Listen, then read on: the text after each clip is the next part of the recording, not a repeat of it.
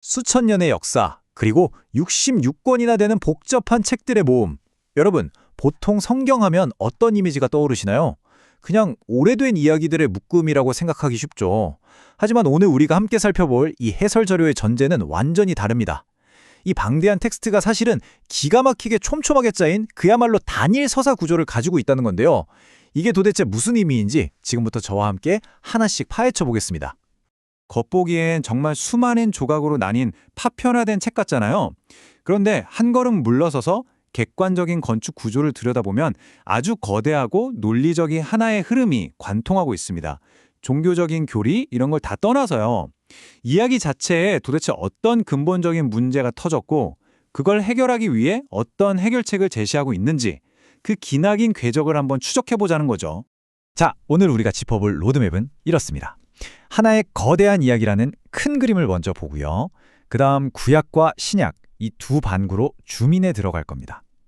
이어서 이야기의 진짜 절정을 확인한 뒤에 이 모든 걸 꿰뚫는 단 하나의 중심축까지 쭉 달려보겠습니다. 그럼 바로 첫 번째 파트, 하나의 거대한 이야기로 들어가 보죠. 텍스트 전체의 역사를 크게 7개의 시대로 쫙 펼쳐놓고 보면요. 정말 흥미로운 패턴이 하나 나타납니다. 창조의 시작이 있고 인간의 타락으로 진짜 심각한 문제가 발생하죠. 그리고 구약 내내 그 해결책을 위한 약속을 준비하다가 신약의 복음서에서 마침내 구원을 성취합니다. 그리고 교회를 거쳐 최종 완성까지. 이게 그냥 아무렇게나 쓰인 게 절대 아니에요. 이전 사건이 다음 단계를 아주 논리적으로 촉발하도록 정교하게 설계되어 있다는 겁니다. 이 흐름을 성경의 척추 골격이라고 할 수 있는 딱 6단계로 압축해 볼까요? 창조, 타락, 약속, 구원, 교회, 완성. 네, 아주 심플하죠? 이 뼈대만 머릿속에 확실히 넣어두시면 앞으로 펼쳐질 수많은 퍼즐 조각들이 어떻게 맞아떨어지는지 아주 선명하게 보이실 겁니다. 자, 이제 두 번째 파트, 구약 성경입니다.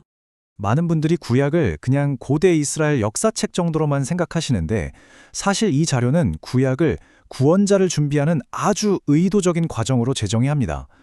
이 모든 거대한 서사의 도화선, 그러니까 딜레마의 시작점은 바로 창세기 3장의 타락이에요. 인간의 자기중심성 때문에 죄가 들어오고 죽음과 고통이 생기고 신과 완전히 분리되어 버리죠. 이건 단순한 옛날 이야기가 아닙니다. 성경의 나머지 수천 페이지가 필사적으로 매달려서 풀어내야만 하는 가장 거대하고 근본적인 중심 문제가 탄생한 순간이거든요. 그럼 이 엉망으로 망가진 상황을 대체 어떻게 복구해야 할까요? 아브라함, 모세, 다윗, 언약을 맺고 율법을 줍니다. 근데 여기서 진짜 흥미로운 포인트가 있어요. 율법은 인간을 완벽하게 만들어주려고 준 게 아닙니다. 오히려 우리는 우리 스스로 이 기준에 절대 도달할 수 없구나. 이걸 뼈저리게 깨닫게 해서 외부의 구원자가 무조건 필요하다는 걸 알리는 일종의 알람 장치였다는 거죠. 왕국시대나 선지자들의 경고 역시 인간 스스로는 이 타락의 결과를 절대 고칠 수 없다는 논리를 겹겹이 쌓아가는 과정입니다. 그래서 수백 년, 수십 권에 걸친 이 긴 구약의 이야기가 결국 아주 묵직한 하나의 결론으로 수렴됩니다. 인간은 스스로를 구원할 수 없고 누군가, 즉 메시아가 절대적으로 필요하다. 한마디로 구약은 완성된 정답을 주는 게 아니라 아주 완벽하게 설계된 거대한 질문이었던 셈이죠. 바로 이 지점에서 이야기의 완벽한 대칭이 일어납니다. 구약이 우린 메시아가 필요해, 기다릴게 라는 과거의 절실한 질문이었다면 신약은 봐라, 그 약속된 메시아가 마침내 왔다 라는 미래의 완벽한 해결책이 되는 겁니다. 두 시대가 하나의 거대한 다리로 딱 연결되는 전율이 돋는 순간이죠. 세 번째 파트, 신약 성경입니다. 드디어 그 오랜 질문에 해답이 주어지는 시간이죠. 신약의 포문을 여는 네 권의 복음서. 혹시 그냥 같은 이야기를 4번 반복했다고 생각하셨나요? 전혀 아닙니다. 마태는 왕, 마가는 종, 누가는 인간, 요한은 신의 아들로서 예수를 조명하거든요. 이건 마치 한 인물을 두고 4대의 카메라가 각기 다른 앵글에서 촬영하는 것과 같습니다. 이 4개의 입체적인 관점이 싹 모여서 도대체 예수는 누구인가? 라는 질문에 완벽한 해답을 내놓는 겁니다. 복음서 이후에 펼쳐지는 전개도 진짜 기가 막히게 논리적입니다. 사도행전은 이 해결책이 어떻게 전 세계로 퍼져나가서 교회를 세우는지 보여주고요. 서신서들은 그 새로운 시스템 안에서 사람들이 어떻게 살아가야 하는지 매뉴얼을 주죠. 그리고 마지막 요한계시록, 여기서 악이 최종적으로 패배하고 새 하늘과 새 땅이 열리면서 우주적인 스케일로 서사의 막을 내립니다. 창세기에서 꼬여버린 그 매듭이 드디어 완벽하게 풀리는 겁니다. 자, 이제 네 번째 파트, 이 모든 거대한 이야기의 진짜 하이라이트로 가보겠습니다. 여기서 우리는 아주 도발적이고 근본적인 질문을 하나 던져봐야 합니다. 도대체 왜? 진짜 왜 하필 십자가였을까요? 그냥 용서해주면 안 됐던 걸까요? 원본 텍스트의 논리에 따르면요. 창세기에서 벌어진 그 엄청난 단절을 원상복구하려면 그에 합당한 어마어마한 대가가 필요했던 겁니다. 십자가는 단순히 희생의 상징이 아닙니다. 죄에 대한 궁극적인 값을 치르고 신의 공의를 완벽하게 만족시키면서 동시에 그 마지막 희생양으로서 사랑을 완성해내는 그야말로 문제 해결을 위한 완벽한 톱니바퀴 역할을 해낸 거라는 거죠. 하지만 아시다시피 이야기가 십자가에서 끝나는 건 아니잖아요. 바로 부활이 있습니다. 이 부활은 단순히 어떤 기적이 일어났다는 걸 넘어서서 엄청난 서사적 의미를 가집니다. 죄와 죽음을 완전히 밟고 일어선 승리이자 에덴 동산에서 시작됐던 그 모든 비극을 아주 적극적으로 뒤집어 엎는 새로운 창조의 시작이라는 거죠. 마침내 모든 골칫거리가 근본적으로 제거되는 통쾌한 승리의 순간입니다. 드디어 마지막 5번째 파트입니다.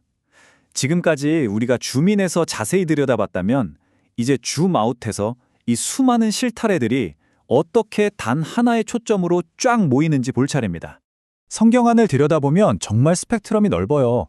실제 일어난 역사, 신의 계시를 다룬 신학, 우리가 어떻게 살아야 하는지에 대한 윤리, 그리고 구원과 미래에 대한 예언까지. 인간이 고민하는 거의 모든 영역을 다 다루고 있죠.